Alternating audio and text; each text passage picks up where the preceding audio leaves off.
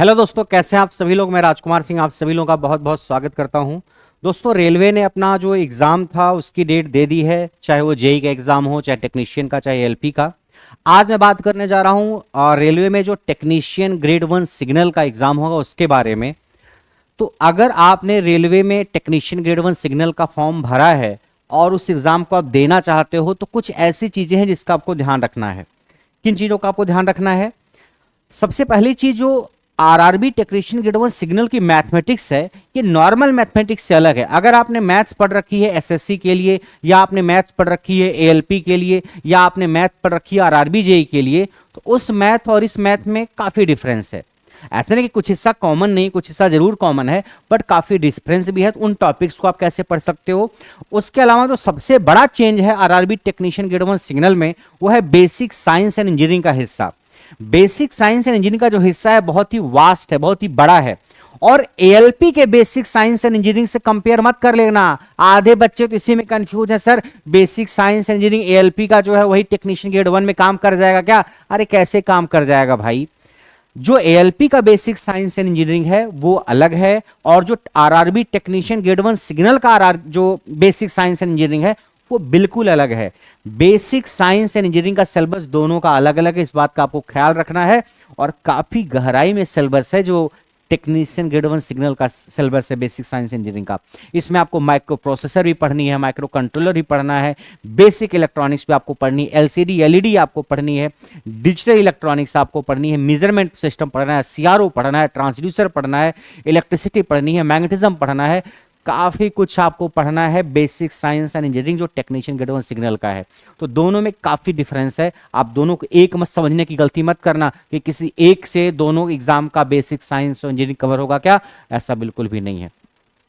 मैं बात करने जा रहा हूं कि जो आपका सिलेबस है आरआरबी टेक्नीशियन ग्रेड 1 सिग्नल का, उसमें अगर आपने बीएससी डिप्लोमा या बीटेक किया हुआ है तो आप जा सकते हैं। किससे किया हुआ है? अगर आपने बीएससी डिप्लोमा या बीटेक किया हुआ है इसमें से किसी भी ब्रांच से, फिजिक्स से, इलेक्ट्रॉनिक्स से, कंप्यूटर साइंस से, इंफॉर्मेशन टेक्नोलॉजी, इंस्ट्रूमेंटेशन, या इसमें से किसी कॉम्बिनेशन से किया हुआ है आपने डिप्लोमा, बीएससी या बीटेक, तो आप जा सकते हो।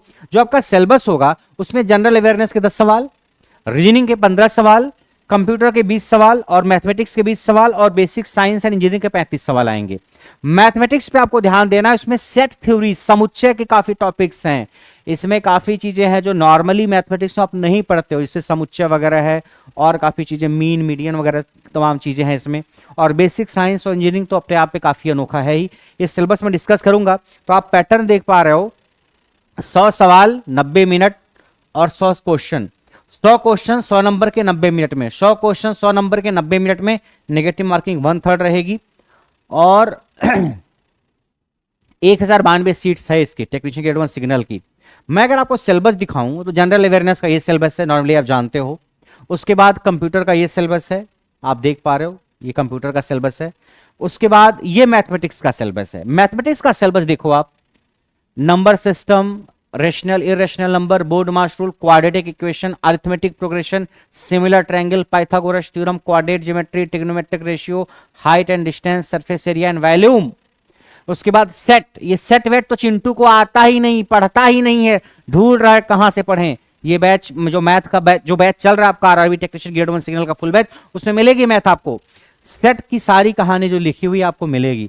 उसके अलावा properties of complement, statics, measures of dispersion, range, mean, deviation, variance, standard deviation, ungrouped grouped data, probability and occurrence of events, प्रायिकता जिसको बोलते हो, प्रोबेबिलिटी भी पढ़नी है इसमें सर, स्टैटिक्स भी पढ़नी है इसमें सर, सेट थ्योरी भी पढ़नी है इसमें। ये सब जो दिख रहा है इस पे आप नॉर्मली ध्यान नहीं देते हो क्योंकि ये काफी कम एग्जाम में आती है। लेकिन आप जो आरआरबी टेक्नीशियन ग्रेड 1 सिग्नल की मैथ है उसमें आपको ये सब पढ़ना पड़ेगा।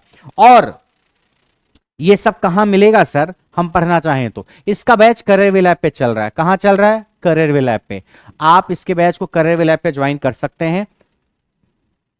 देखो, आप ऐप पे जाना, करियर ऐप आपके फोन में होना चाहिए, नहीं है तो डाउनलोड करना अपना मोबाइल नंबर, ईमेल आईडी वगैरह डाल करके। उसके बाद जब ऐप खोलोगे तो ऐप खोलने पर सबसे नीचे एक बैच का ऑप्शन दिखेगा, उस पर क्लिक करना। उस पर क्लिक करने के बाद ऊपर कई सारे एग्जाम का सेक्शन होगा, एसएससी, बैंक, टीचिंग।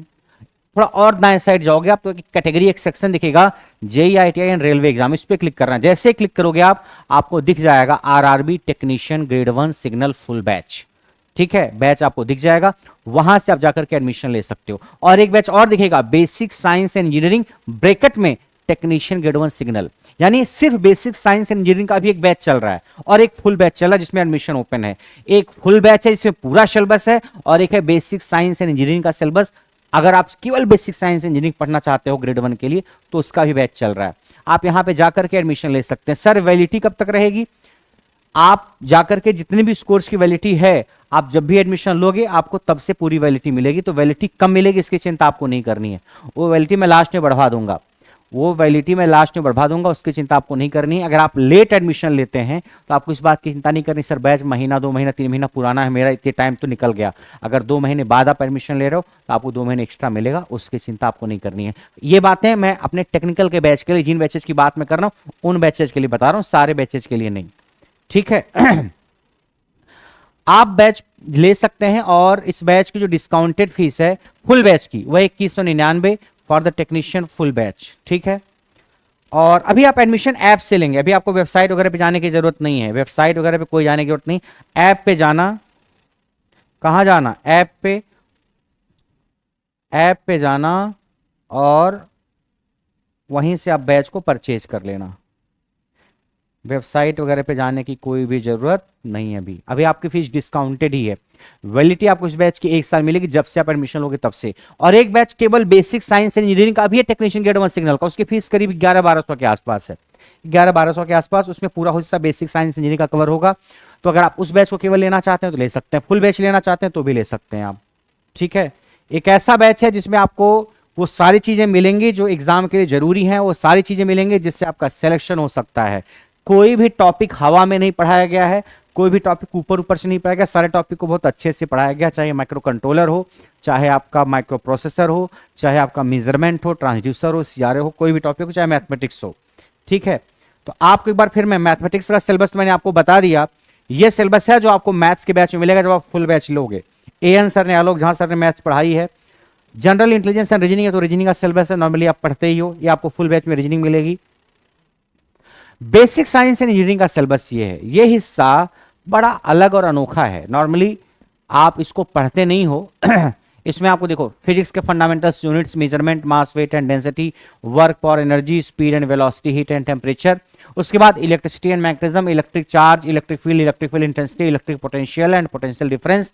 फिर electric circuit, conductor, non conductor, insulator, ohm's law and its limitations, series, parallel, specific resistance, relation between electric potential energy, power, ampere's law, magnetic force and moving charge particle and long straight conductors, electromagnetic induction, Faraday's law, electromagnetic flux, magnetic field induction, ये सारी चीजें। फिर आता है electronics and measurement, basic electronics में आपको 60-70 घंटे की बेसिक इलेक्ट्रॉनिक्स ही है, बहुत शानदार तरीके से पढ़ाई गई है। डिजिटल इलेक्ट्रॉनिक्स जिसमें आपको लॉजिक गेट से लेकर के बुलियन अलजेब्रा से लेके फ्लिप फ्लॉप से लेकर के A to D, D to A converter से लेकर के लॉजिक फैमिली, सारी चीजें कराई गई हैं। उसके बाद इलेक्ट्रॉनिक डिवाइसेज हैं, सर्किट्स है, माइक्रो कंट्रोलर है, माइक्रो प्रोसेसर है। इलेक्ट्रॉनिक मेजरमेंट आपको पढ़ाया गया है, इलेक्ट्रॉनिक मेजरिंग सिस्टम जिसमें आपको volt meter, ammeter, megger, CRO, ये सारी चीजें मिलेंगी। और रेंज एक्सटेंशन मेथड, उनकी रेंज कैसे बढ़ा सकते हैं वोल्ट मीटर, मीटर की। CRO, cathode ray oscilloscope, CRO को कम से कम 6-7 घंटे पढ़ाया गया है, बहुत जीरो से पढ़ाया गया कि एक भी सवाल आप सीआरओ का करोगे तो छूटेगा नहीं। उसके बाद LCD, LED panel and transducers. Transducer अभी आज ही कंप्लीट हुआ इस बैच में, ट्रांसड्यूसर आज पढ़ा करके मैंने कंप्लीट किया है, 5-6 क्लास ट्रांसड्यूसर की, ट्रांसड्यूसर कंप्लीट हो गया, सीआरओ कंप्लीट हो गया। आपके 2-3 टॉपिक बाकी हैं, 4-5 टॉपिक, एलसीडी एलईडी बाकी है और थोड़ा सा मेजरमेंट का कुछ टॉपिक बाकी है। बाकी सिलेबस इसका हो गया है, लेकिन आप एडमिशन लोगे तो आपको पुरानी सारी क्लासेज रिकॉर्डेड मिलेंगी। तो ये सिलेबस है बेसिक साइंस एंड इंजीनियरिंग का। तो अगर आप सिर्फ बेसिक साइंस इंजीनियरिंग लेना चाहते हैं तो भी ले सकते हैं, फुल बैच लेना चाहते हैं तो भी ले सकते हैं, जैसी आपकी जरूरत हो। करियर वेला पे आपको बैच लेना है, ठीक है। तो आपको क्या करना है, देखो टेक्नीशियन ग्रेड 1 सिग्नल में सीबीटी 1 और 2 दो तो है नहीं, एक ही एग्जाम है, कंप्यूटर बेस्ड है। तो आपको इसी एग्जाम के लिए अपना खून पसीना करके देना है। तो आपकी जो भी कमजोर कड़ी है उस पर लग जाओ। अब बेसिक साइंस एंड इंजीनियरिंग जैसे है, तो बेसिक साइंस इंजीनियरिंग जितना टॉपिक का मैक्सिमम कवर, सिलेबस देखो काफी बड़ा है बेसिक साइंस इंजीनियरिंग का, बहुत बड़ा सिलेबस है, छोटा नहीं है। जितना मैक्सिमम आप कवर कर सकते हो उतना मैक्सिमम आप कवर करना, कोई भी चीज छोड़ने की जरूरत नहीं है आपको, ठीक है। अगर कुछ चीजें छूट रही हैं तो कम से कम कोशिश करो कि उसमें वो इंपॉर्टेंट क्या क्या सवाल बन सकते हैं। किसी टॉपिक को छोड़ने से अच्छा है कि एटलीस्ट ओवरव्यू तो आप उस टॉपिक का लो कि इंपॉर्टेंट सवाल क्या क्या बन सकते हैं। अगर बेसिक सवाल, आसान सवाल आए या इजी लेवल का सवाल आए, वो तो गलत ना हो, ठीक है। तो कम से कम ऐसे लेवल पे तो आप सारे टॉपिक्स को पढ़ ही लेना, और कुछ टॉपिक को अच्छे से पढ़ के जाना आप। तो आप बेसिक साइंस इंजीनियरिंग अच्छे से पढ़ लेना, मैथमेटिक्स आप अच्छे से पढ़ के जाना, बाकी टॉपिक्स तो नॉर्मली आप पढ़ते ही हो, रीजनिंग वगैरह, ठीक है। तो आपके पास लगभग 2 महीने के आसपास का टाइम है। तो 2 महीने में आप अगर अपनी पूरी कोशिश करोगे तो नॉर्मली जितनी पढ़ाई आप 6 महीने में करते हो उतनी पढ़ाई आप 2 महीने में कर ले जाओगे। आपका दिमाग जो है उसकी क्षमता बहुत ज़्यादा है, आपको पता नहीं होता है कि आप उसका कितना शानदार इस्तेमाल कर सकते हो। आप 2 महीने का टारगेट रखो, आप 2 महीने में सिलेबस कंप्लीट कर सकते हो। बट याद रखना, मन से हारना नहीं है कि 2 महीने में क्या ही कर लेंगे ना, 2 महीने में बहुत कुछ कर लेंगे। और इस बार 2 महीने में आप जो कुछ भी करोगे वो इस बार के एग्जाम में तो काम आएगा, इस बार तो आपको सिलेक्शन दिलाएगा। और मान लीजिए बाय द वे सिलेक्शन नहीं हुआ, तो जो अगली वैकेंसी आएगी साल भर बाद, 2 साल बाद जब भी आएगी टेक्नीशियन ग्रेड 1 सिग्नल की, उस वैकेंसी में आपकी पढ़ाई काम आएगी। तो आपको थोड़ा सा और ब्रशअप करना होगा कि चीज़ें और सीख करके रिवीजन करके अगली बार का पेपर दे दोगे, तब नौकरी लग जाएगी। तो जो पढ़ाई आप करोगे बेकार नहीं जाएगी। बस अभी आपको क्या करना है, दुनिया के जितने ख्याल हैं सबको एक किनारे करते हुए टेक्नीशियन ग्रेड 1 सिग्नल का जो सिलेबस है उसको पूरी शिद्दत से चाट जाना है, और प्रैक्टिस करनी है, सवालों की टेस्ट सीरीज देनी है ढेर सारी, ताकि जब एग्जाम में बैठो तो सवाल आए, देखो, टिक करो और आगे बढ़ जाओ, ठीक है। तो आज के लिए इतना ही, बाकी की कहानी नेक्स्ट क्लास में करेंगे। तब तक के लिए नमस्कार।